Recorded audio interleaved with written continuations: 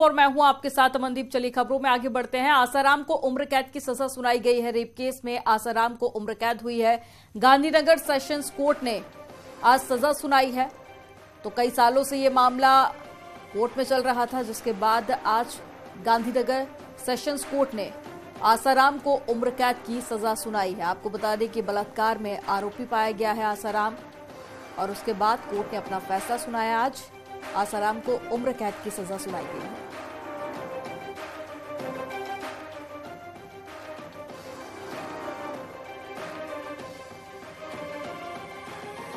तो कुल 55 गवाहों के बयान दर्ज किए गए थे, जिसके बाद सेशंस कोर्ट ने अपना फैसला सुनाया है। तस्वीरें आपको दिखा रहे हैं। इससे पहले भी आसाराम को बेल मिली, लेकिन उसके बाद अब कोर्ट ने अपना फैसला सुना दिया है और बलात्कार का आरोपी पाया गया है आसाराम। और तमाम लोगों से पूछताछ हुई, कई सारे गवाह सामने आए, जिसके बाद कोर्ट ने अपना फैसला सुनाया है। और रेप केस में आरोपी है आसाराम, जिसके बाद कोर्ट ने उम्र कैद की सजा सुनाई। और अब खबर हापुड़ से है, जहां एक सिरफिरे आशिक की करतूत सामने आई है। सिरफिरे आशिक ने दूल्हे के घर के बाहर पोस्टर चिपका दिया, जिसमें दूल्हे को धमकी दी गई है। पर्चे में लिखा है कि दूल्हे राजा, करिश्मा मेरी है, बारात लेकर मत आना, नहीं तो तू जिंदा नहीं बचेगा, बारात शमशान बना दूंगा। इतना ही नहीं, सिरफिरे आशिक ने बारातियों को भी धमकी दी। लिखा है कि दावत के साथ गोली भी खानी हो तो बारात में आ जाना। इस पर्चे के बाद दूल्हे के घर में पेट्रोल बम भी फेंका गया और आरोपी प्रेमी फरार हो गया। इस घटना के बाद पुलिस ने केस दर्ज कर लिया है। मामला सिंभावली थाना क्षेत्र का है।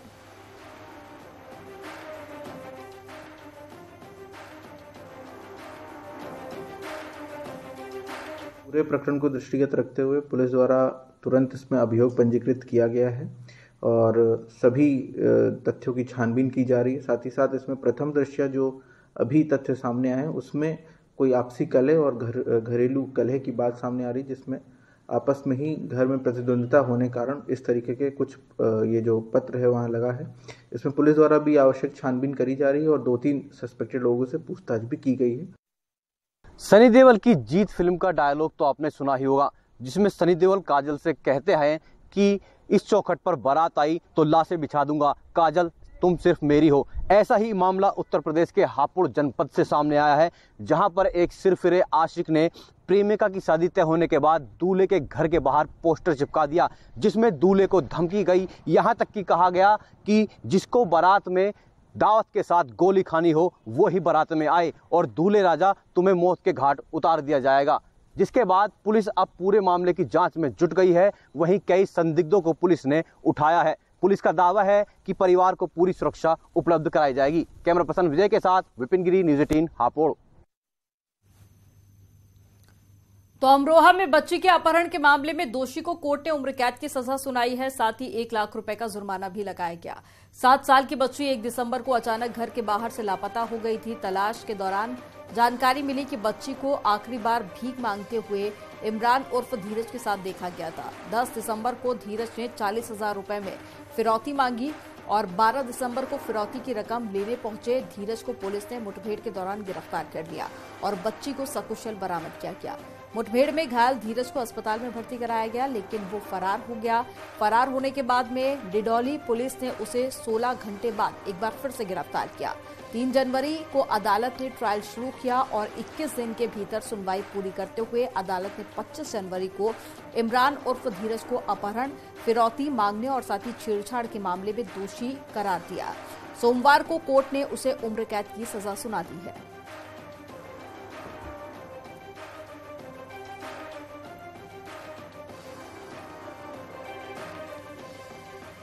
और लॉरेंस बिश्नोई गैंग के साथ में जयपुर पुलिस की मुठभेड़ हुई है। पुलिस की गाड़ी लेकर भाग रहे थे शूटर। असले लेकर भागने पर मुठभेड़ हुई। मुठभेड़ में 3 बदमाशों को गोली लगी। राजस्थान के कोनागुरिया के पास की ये पूरी घटना है। आगरा पुलिस ने 4 शूटर को गिरफ्तार किया। जयपुर पुलिस चारों को लेकर अपने साथ जा रही थी और राजस्थान की सीमा में घुसते ही बदमाशों ने भागने का प्रयास किया। पुलिस का असले और गाड़ी लेकर भागने का प्रयास किया गया। जयपुर पुलिस और बदमाशों में कई राउंड गोलियां चली।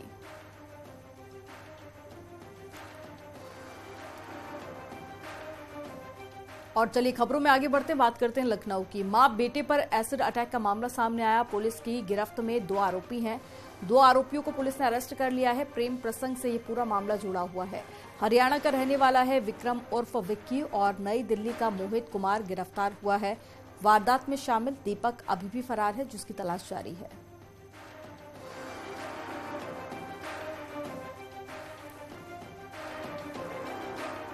तो वहीं अलाया अपार्टमेंट मामले में कमिश्नर ने मामले की सुनवाई की और अलाया अपार्टमेंट के फ्लैट मालिकों के बयान दर्ज किए जा रहे हैं। हादसे की जांच कर रही 3 सदस्यीय कमेटी और सीएम योगी के निर्देश पर टीम का गठन किया है, जो पूरे मामले की जांच कर रही है। और ये लोग पहुंचे थे जिनके बयान दर्ज किए गए।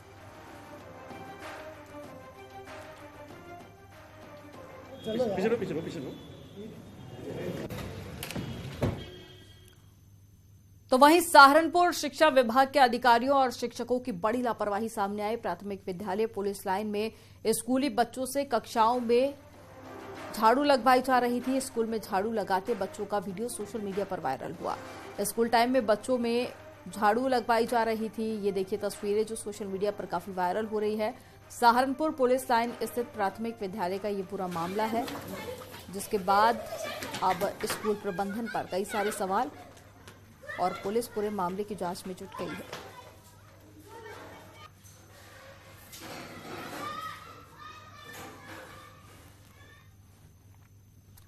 और ग्रेटर नोएडा से इस वक्त की बड़ी खबर आपको बताते हैं। अथॉरिटी ने सेवाएं समाप्त की है। 49 कर्मियों की सेवाएं समाप्त कर दी गई है। फर्जी तरीके से नियुक्ति का ये पूरा मामला है। शिकायत के बाद में बड़ी कार्रवाई की गई। दोषी पाए गए 49 कर्मी बर्खास्त कर दिए गए। फर्जीवाड़े से नियुक्ति का आरोप है। सीईओ ने जांच के आदेश दिए हैं। 2 महीने बाद जांच के बाद कार्रवाई की गई है और 1.5 साल पहले अथॉरिटी ने नियुक्तियां की थी और अब गड़बड़ी पाई गई तो बर्खास्त किया गया।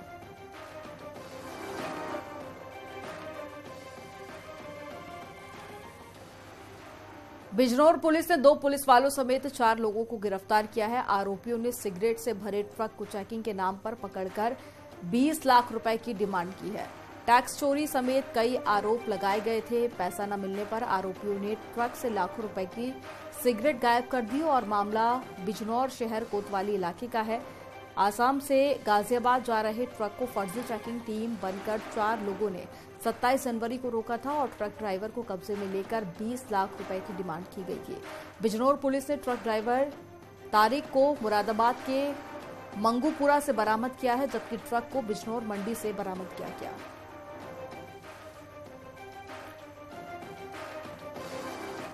इन सब की गिरफ्तारी के बाद जब पूछताछ की गई तो यह तथ्य प्रकाश में आया कि मुरादाबाद में एक चौकी पर नियुक्त एक पुलिसकर्मी, उसके बाद फिर परिवहन शाखा में नियुक्त एक कांस्टेबल ड्राइवर ने यहां सोनू का नंबर इन गुड्डू और साजिद को दिया, जिनके माध्यम से इस ट्रक को रोका गया।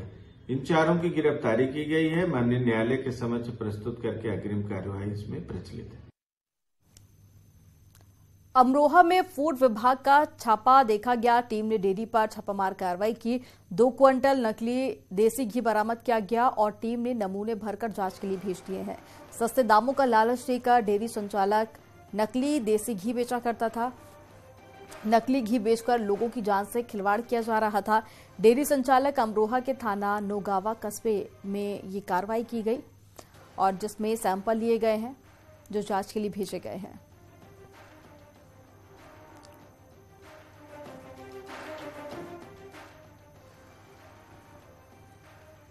और चलिए अब बात कर लेते हैं हरदोई की, जहां बिजली विभाग की बड़ी लापरवाही सामने आई। स्कूल बस पर चढ़कर ठीक की बिजली की लाइन और बस में सवार थे 24 से 25 स्कूली बच्चे। नौनिहालों की जान से खिलवाड़ किया गया है। बिजली की लाइन ठीक करते वक्त कोई भी बड़ी घटना हो सकती थी। पाली कस्बे के मोहल्ला बाजार की घटना है।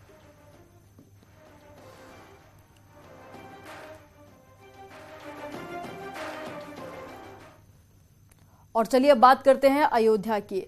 बिजली के टावर पर एक किसान चढ़ गया और लेखपाल पर मनमानी का आरोप लगाया। खेत में चक्रोड़ विवाद को लेकर किसान टावर पर जा चढ़ा था। एसडीएम, नायब तहसीलदार और साथ ही एसएचओ मौके पर पहुंच गए, जिसके बाद ये पूरा मामला संज्ञान में आया।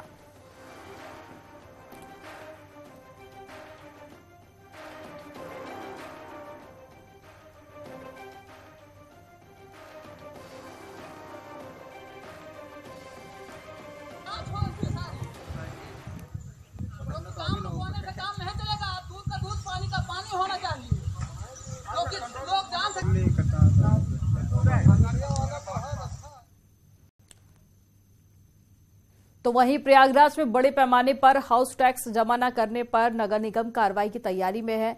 नगर निगम तकरीबन 900 भवनों की कुर्की किए जाने की तैयारी में है। इसके अलावा कई सरकारी दफ्तरों पर भी करोड़ों का हाउस टैक्स बकाया है।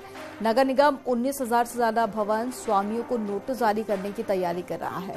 इसके अलावा केंद्र सरकार के 19 दफ्तरों पर करीब 4.60 करोड़ का बकाया है और यूपी सरकार को 187 दफ्तरों की बिल्डिंग पर 45 करोड़ से ज्यादा का बकाया मिला है।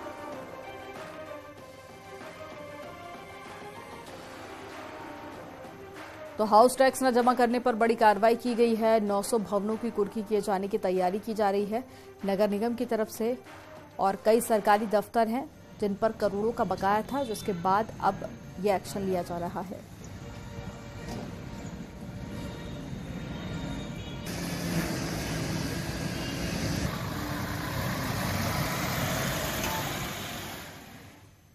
नगरी प्रयागराज में बड़े पैमाने पर मकान मालिकों ने अपने भवन का टैक्स नहीं जमा किया है। हाउस टैक्स न जमा करने पर अब नगर निगम बड़ी कार्रवाई की तैयारी कर रहा है। करीब 900 ऐसे मकान चिन्हित किए गए हैं जिनकी कुर्की की जाएगी। इसके साथ साथ 19 ऐसे बड़े सरकारी महकमे हैं जिन पर 4 करोड़ 60 लाख का बकाया है। इसके साथ साथ यूपी सरकार की अगर बात करें तो पूरे यूपी में भी 145 ऐसे विभाग हैं जिन पर 45 करोड़ का बकाया है। 19,000 भवन स्वामियों को प्रयागराज में अकेले नोटिस देने की तैयारी की जा रही है ताकि इनसे हाउस टैक्स की वसूली की जा सके। तो कुल मिलाकर अब बड़ी कार्रवाई की तैयारी की जा रही है क्योंकि हाउस टैक्स लंबे समय से इन लोगों ने नहीं जमा किया है और नगर निगम को इससे आर्थिक तौर पर नुकसान उठाना पड़ रहा है। कैमरा पर्सन संजू मिश्रा के साथ सर्वेश दुबे, न्यूज़ 18 प्रयागराज। और चलिए यहां पर रुकेंगे एक छोटे से ब्रेक के लिए। खबरों का सिलसिला आगे भी जारी रहेगा। आप देख रहे हैं न्यूज़ 18 उत्तर प्रदेश उत्तराखंड। ताल की और गेट बंद कर इनकम टैक्स की छापेमारी, मंसूरपुर थाना क्षेत्र का मामला।